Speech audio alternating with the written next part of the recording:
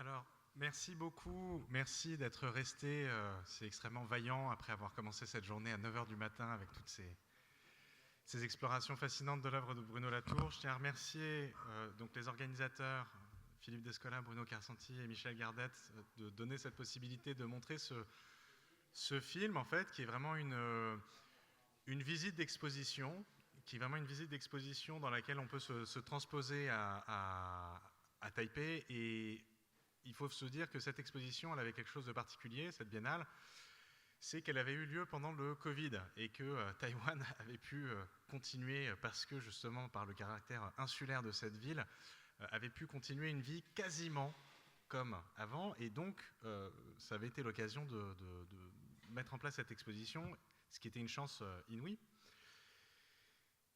L'un des points qui doit être mentionné, c'est que, évidemment, faire une exposition avec une pensée aussi majeure que Bruno Latour, il y avait forcément un défi qui était important, qui était celui de quel angle on allait prendre, quel angle pouvait à la fois correspondre à ses préoccupations, à son œuvre et à des œuvres d'artistes. Parce que ce qu'il faut dire, c'est qu'on a parlé tout à l'heure du rôle de l'art pour Latour, et je crois que l'un de ses espoirs initial, il y avait évidemment cette idée de créer, on a parlé tout à l'heure de court-circuit, cette idée qu'il fallait essayer de sensibiliser les gens par d'autres manières, par d'autres moyens, mais en se rendant assez rapidement compte que, évidemment, cette idée que l'art puisse court-circuiter et faire comprendre, rendre sensible plus rapidement que le médium du texte n'était pas une évidence, ça marchait souvent pas, il faut être honnête par rapport à ça. Mais par contre, dans la pratique, en travaillant avec ces artistes, ces chercheurs, ces architectes, de voir que les artistes nous permettaient de faire quelque chose qui était tout aussi important, qui était, et là je dis un mot qui était important pour Bruno, faire face à Gaïa, faire face à cette situation à laquelle on n'a pas envie de se confronter, à cette situation, voilà, on est tenté d'être dans une forme ou bien de déni ou bien voire de désespoir, mais ces artistes, par la beauté des formes qu'ils inventent, par l'inventivité de ces formes, par ces dispositifs extraordinairement ingénieux, nous permettent de regarder en face cette réalité du nouveau régime climatique.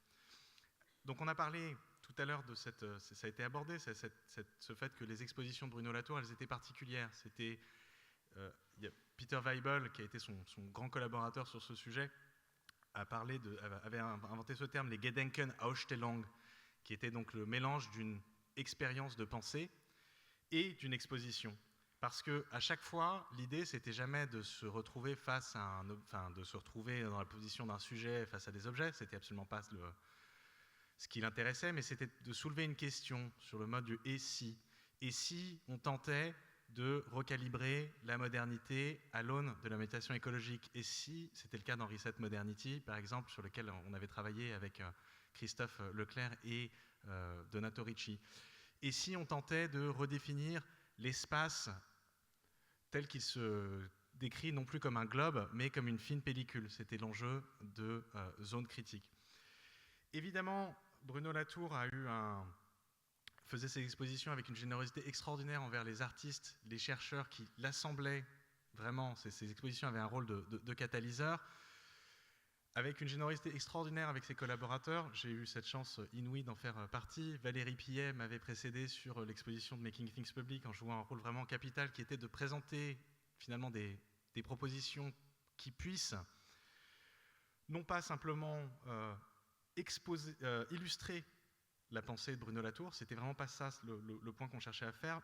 L'idée n'était pas parce que les artistes de toute façon ne voulaient pas être au service de ces idées, mais plutôt d'organiser finalement une rencontre entre des œuvres qui avaient une trajectoire et les idées de Bruno qui en avaient une autre, et d'essayer de les faire se rencontrer sans qu'il y ait forcément une hiérarchisation où l'œuvre vienne illustrer l'idée du penseur. Et c'était vraiment ça l'un des enjeux, là que c'était un enjeu à proprement parler diplomatique. En tout cas, c'était une diplomatie concrète qui se manifestait dans ce travail. Voilà, donc on va commencer ce documentaire, et peut-être pour finir cette très brève introduction, je voudrais paraphraser un artiste qui s'appelle Robert Fillou, qui disait que l'art est ce qui rend la vie plus intéressante que l'art. On pourrait tout à fait dire la même chose du travail de Bruno, en le remerciant. Merci Bruno d'avoir rendu la vie plus intéressante que la vie. Voilà. je vous souhaite un bon visionnage de ce podcast.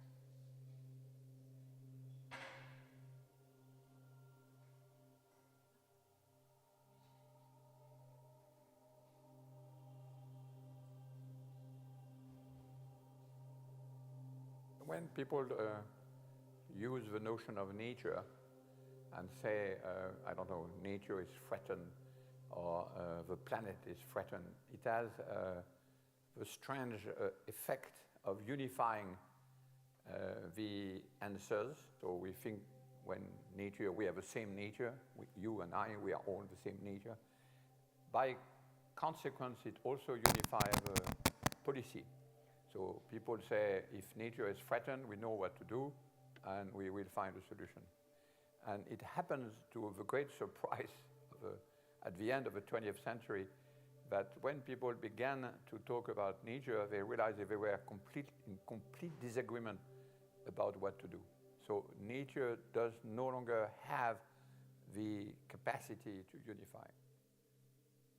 You and I don't live on the same planet is actually now completely true. Before, you and I don't live on the same planet just meant you disagree, we don't have the same religion, you don't have the same politics, I'm from the left, you are from the right. But now, you and I don't have the same planet. It means it's a different planet. You live somewhere, and on your planet there is no climate change, there is no threatening of biodiversity and so on and so forth. And on my planet, the biodiversity is crashing, and there is a climate change which is enormously important. The advantage of the notion of planet is that it's not just we have different view of the same planet, but we live on different planets. And the other advantage of planet is that it has attraction and repulsion, as we know from the system of the solar system. So the notion of planet has, for us, a very powerful way to dramatize the main issue of politics of ecology of the present moment in the 21st century. It happens to be that it's not quite the same thing to live on a planet which is not affected by CO2, where you can exploit resources kind of endlessly, and to live in a planet which is fragile, which is being disturbed by human activity. In that sense, it's kind of obvious that people like Trump and people like Greta Thunberg don't live on the same planet, as Bruno Latour would have said. You have even people who literally want to live on another planet, such as Elon Musk, who wants to colonize Mars. You also have all of these movements of people who belong to different cosmogonies, different conceptions of the world, which never fitted within the imperial, let's say, within the imperialist agenda of globalization. When I first met Fernando Palma Rodriguez, it was in Mexico, and it was really interesting because he was telling me about his experience when he was working in the United Kingdom as a construction worker and electrician. And he was telling me that it was as if all the time he was placed in front of a mirror where he would look at himself all the time. Whereas when he came back to Mexico, to his Nahua community, he started to see through that mirror. He started to see it as a window, and he started to see the landscape outside of his house, outside of his property, and feel that he was part of that landscape, that he was connected with it. So that highlights something very interesting about this exhibition, which we're trying to stress, which is that we don't want to take a multiculturalist approach, but a multinaturalist approach, to take back an expression from the anthropologist Vivero de Castro.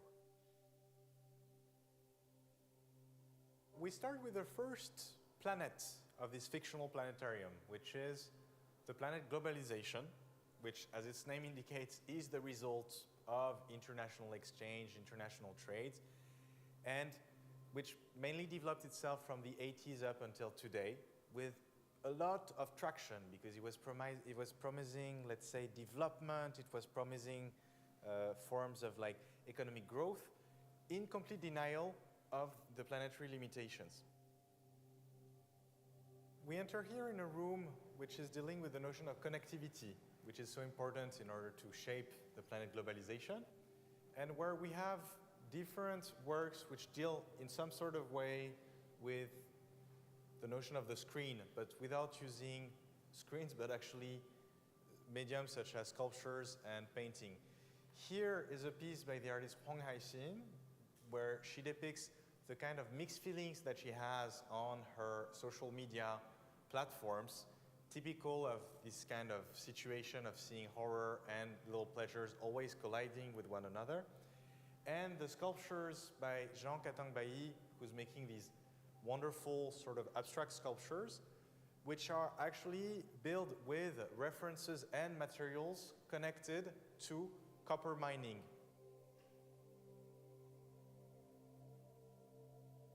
Once you arrive within Planet Globalization, we have invited artists who were all depicting one different aspect of the kind of attraction that this planet could have. And a very strong example for this is the work by Franck Lebovici and Julien Serroussi. Two of them focused on an attack which happened in the République démocratique du Congo, in a small village called Bogoro. And they worked with court practitioners, actual court practitioners, on experimenting different kind of methodologies in order to work with the evidences. What Julien Serroussi, who was himself a legal analyst in this court, and Franck Lebovici, who is an artist and a poet, did is that they said, look, let's try to experiment other ways of displaying those evidences. Let's try to put them as a sort of mood board, for example, like an artist or a designer would organize a studio, and let's see if there's not some kind of like new connections which occur. The artist doesn't pretend that he knows what he doesn't know.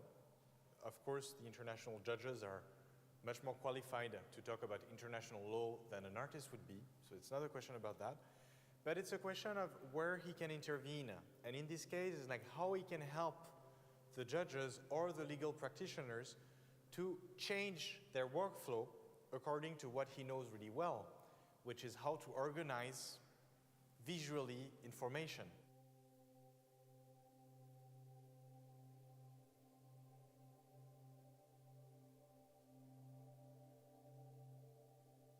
As you can see, these are paintings that are depicting architecture.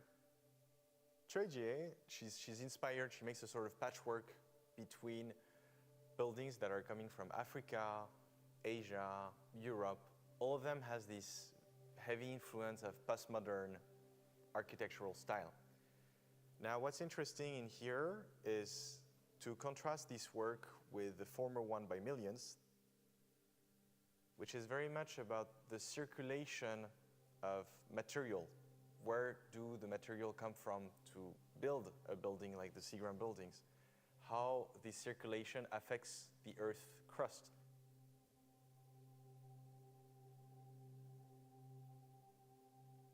The artist Antonio Vega Macotela collaborated with people to make a tapestry about a sort of burning landscape. Inspiration from a Mexican poem which is talking about how smoke is the signal of something. That you have what looks a bit like a QR code. That's actually a technique called stenography, which means that it's an encryption of a code, a kind of secret message.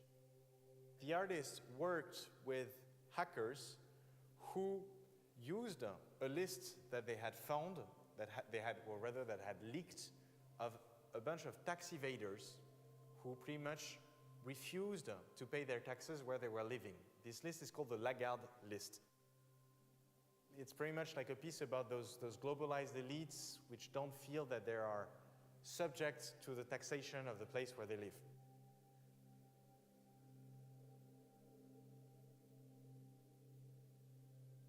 where do all the people who feel betrayed by the planet globalization go? All the people who feel that they lost their jobs because of it, all the people who feel that the elites, the globalized elite, doesn't care about them, as we've seen in the work of Antonio Vega, where he leaks information about tax evaders. Well, those people decide to hide behind great walls. They ask to build some walls around their place, and we could argue that if they could live literally on another planet, they would do so. That's why we call this section the planet security. Some of the very important people to build that planet security were figures such as Steve Bannon, who is an advisor of Donald Trump, who helped him to win not this election, but the former one in 2016.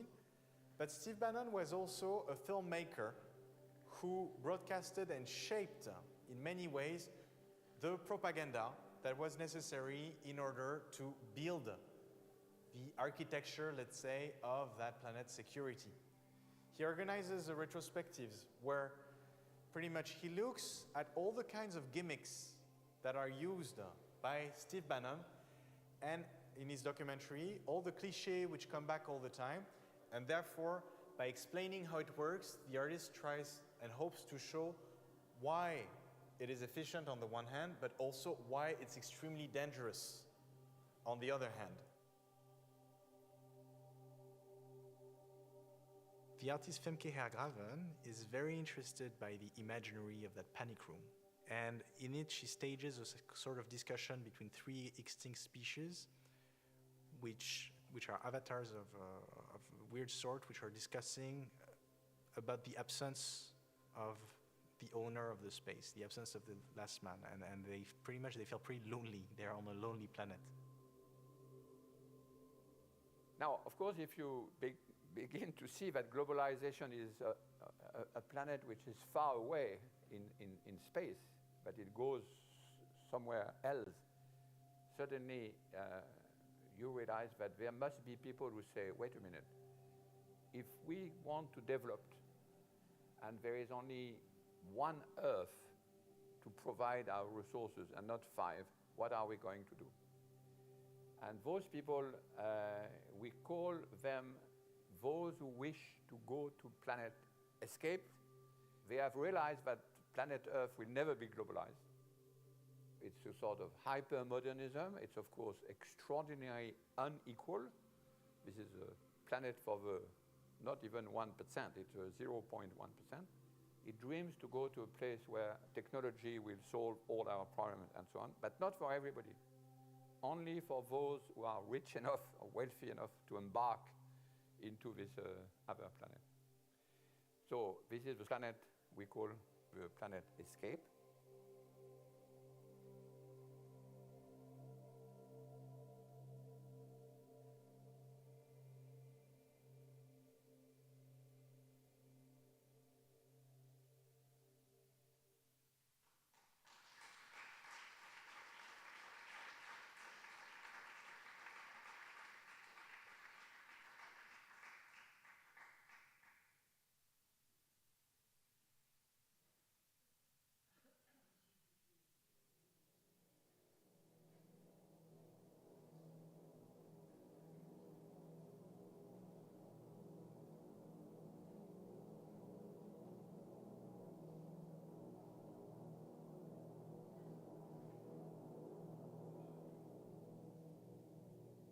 I've been interested for 40 years now in what is called the ecological question.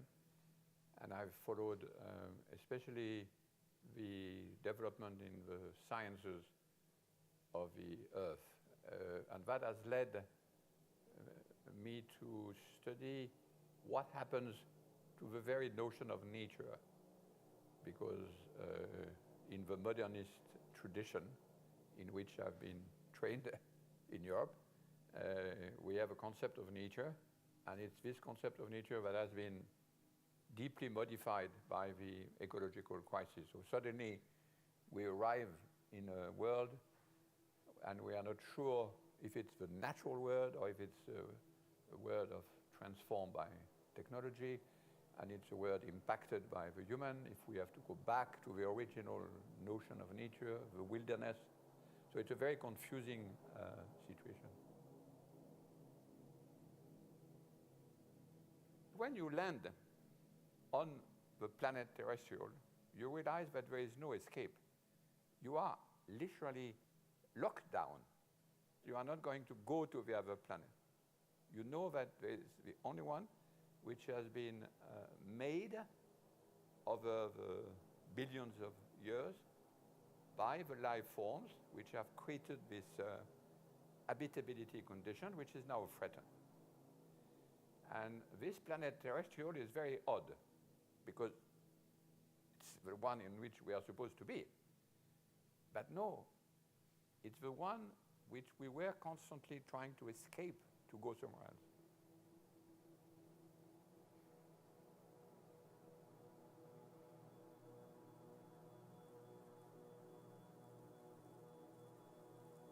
Zheng Yongda has worked with instruments which are used by the critical zone scientists. In a way, he's worked with tools which are like mini landscape factories. It's like if you were having a sort of sculpture, but which wasn't created by the hand of the artist, but by the hand of an algorithm, which itself is replicating the current turbulation, the kind of turbulation you would have in that river in Taroko. So it's both a mini landscape factory and also a tool of musical composition in a way, because the sound composition in this piece, which is random, is extremely interesting.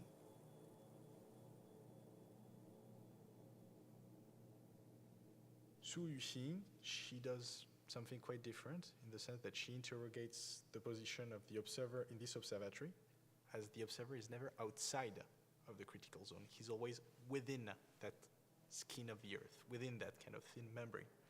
And so she draws very interesting parallels between what does it mean to be within as a scientist, and what does it mean to be within as a filmmaker.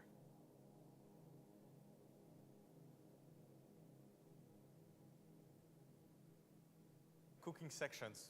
Conducted a residency in Taiwan.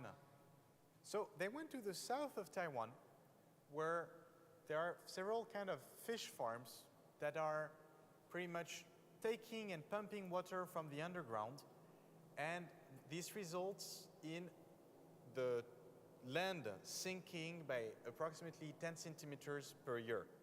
They met one person who was cultivating oysters, and oysters are very interesting because they do not require to pump water from the underground. And also they help to, let's say, stabilize water, or in a way build a healthy water system.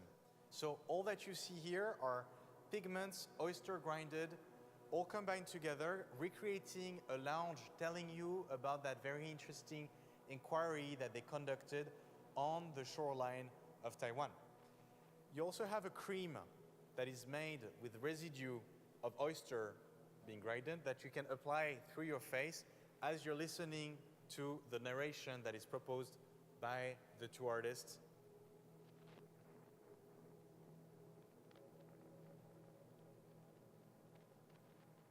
Liu Chuang makes a film.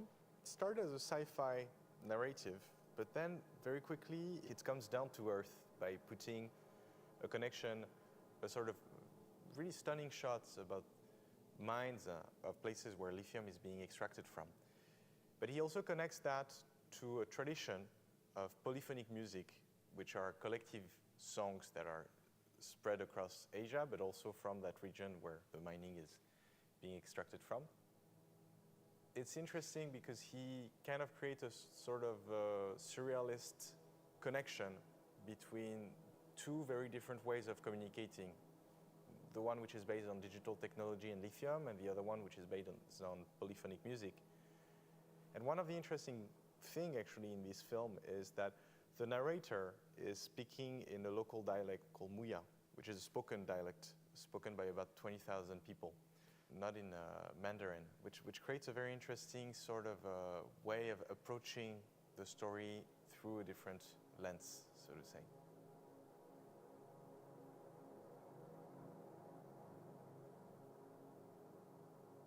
We're really happy that we were able to launch an important commission to the artist Arui Kaumakan, who creates like some sort of sculptures with wools and other materials using lemikalik, which is a Paiwan technique which consists in weaving into concentric circle. In 2009, there was a very violent typhoon in Taiwan, which displaced her and all of the members of her village. And therefore, how do you relocate once you've been moved out by kind of such a strong climatic disruption? Well, that's the question which is at the core of her work, where she tries to recreate through the weaving a form of connection between herself and all of the people from her village that she invites to work.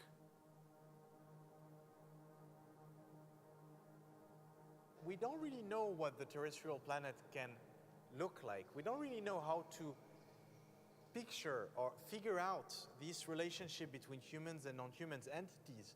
And therefore, it's very interesting to look at the way in which artists can imagine it, but also how filmmakers can imagine it, and how the dialogue between those different kind of intuitions, visual intuitions that those cineasts offer to us, can enter into a dialogue here, into what they've called, what the two cinema critics, Frodon and Salty, have called new cinematic encounters.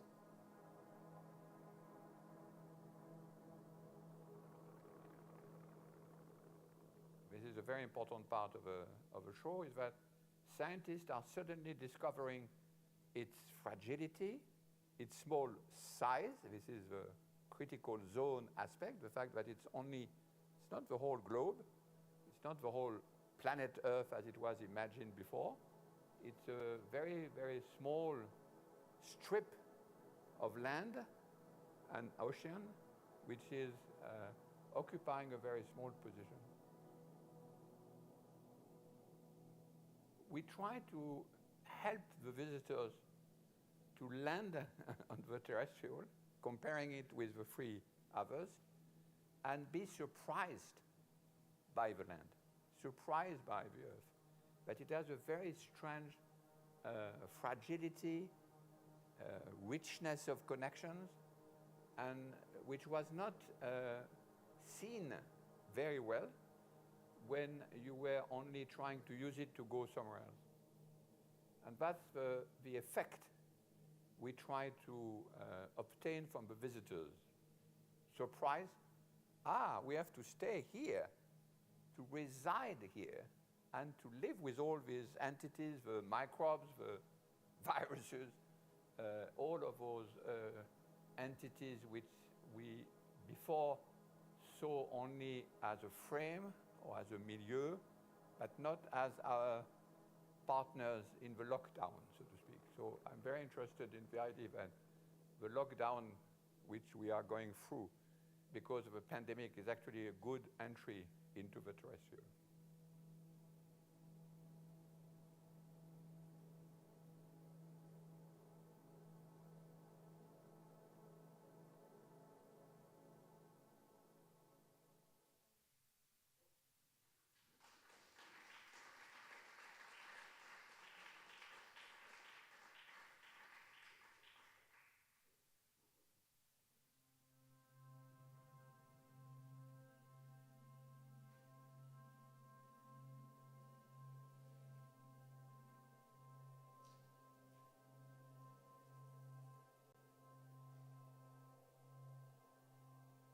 We're now in the planet with alternative gravity. We started to work on this section from a discussion with the artist Chen Yinru, who had made this very well-made astrological charts, pretty much. What she did is like she took 6 different events of massacres in the recent history in Asia, and she looked at the planet's configuration on the nights of those massacres. And by doing that, like she was kind of like drawing a sort of connection, or at least raising up the question of how planetary alignment might influence human actions. And so when we had that discussion, of course, I was a bit resistant to it. I say of course, but at least in my view. And she started to tell me, look, Martin, there are those laws of physics. There are those laws of like how planet influence us. Whether you accept those laws or you can walk away. And when she said that, I started to think, okay, we definitely don't live on the same planets, and therefore we should have a section exploring artists who are kind of looking at astrological ways of influencing human activity, or how alchemy could do this as well.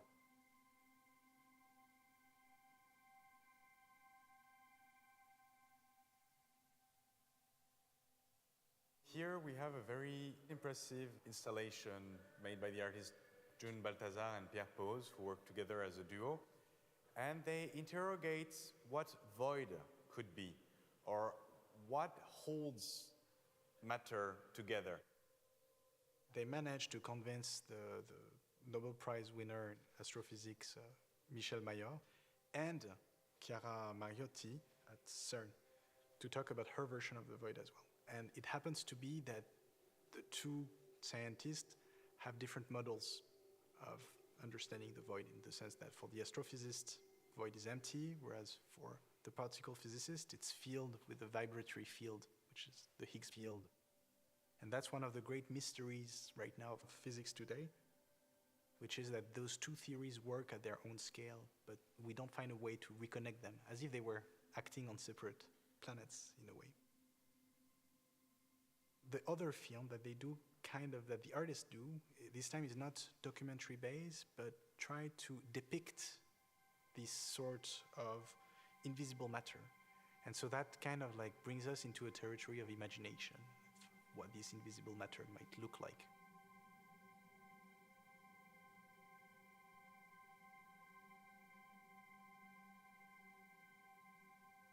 We need a way, which is a traditional way, which is called diplomacy. If you are divided among these different planets, it creates a space of dispute, and this space of dispute has to be instituted, ritualized, organized, so that people can stop fighting one another completely, or the planet goes in completely different directions. So this is why we say new diplomatic encounters. Taiwanese curator Eva Lin will be the one who has organized a simulation of those disputes with many scientists and scholars in Taiwan and activists, trying to show, okay, if we now have to invent those new diplomatic encounters, how could they be settled? And it's the invention of a process, invention of a procedures of diplomacy. 公共计划它的一个方法的途径之一，就是希望能够将不同背景的人邀请聚集在一个空间，尤其是意见不合的朋友们。对，所以其实我们这个跨学科它在讨论，并不是说像是在艺术圈的这种跨领域的概念。这个协商的一个很大的用意，就是在于是说，它其实并不是只是希望听到来自不同的声音而已，而说这些不同的背景的人，他怎么样凝聚在一起。但我们要求的不是达成一个共识，某种层面借由亲近去产生一种认同。保持不同意见、多元起义的重要性，所以我们在创造的并不是某种的共识，我们其实是要增加更多的理解，我们才有可能去翻转这种目前已经似乎是不可逆的一个生态危机啊。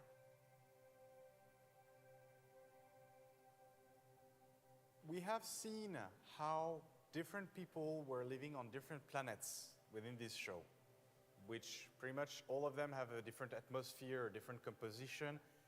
And that's what we're trying to render. The fact that today with the ecological mutation, it's not the same thing to live in a planet where CO2 affects the atmosphere and in a planet which is unaffected by it. So again, we try to stage these different, let's say, representations of the world where people want to go towards, where people want to inhabit. And we accept the fact that there is a deep division with these different representations, but we have the hope, of course, that they can sort of try to negotiate with one another, that they can try to encounter with one another, in order not only to discuss and debate, but also literally to negotiate an agenda of what would be an inhabitable world in their perspectives.